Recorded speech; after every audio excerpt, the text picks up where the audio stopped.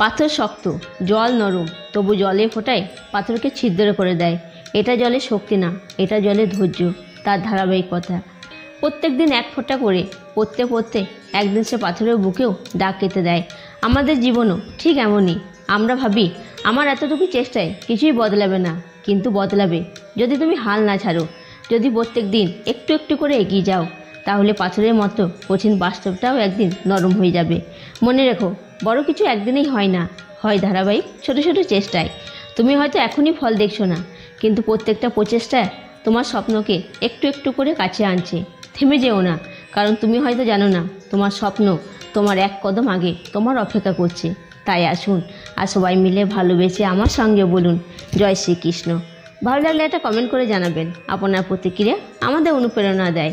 আর এমন হৃদয় ছুঁয়ে যাওয়া কন্টেন্ট পেতে ফেসবুক থেকে দেখলে ফলো শেয়ার করে পাশে থাকবেন, আর ইউটিউব থেকে দেখলে সাবস্ক্রাইব করতে ভুলবেন না।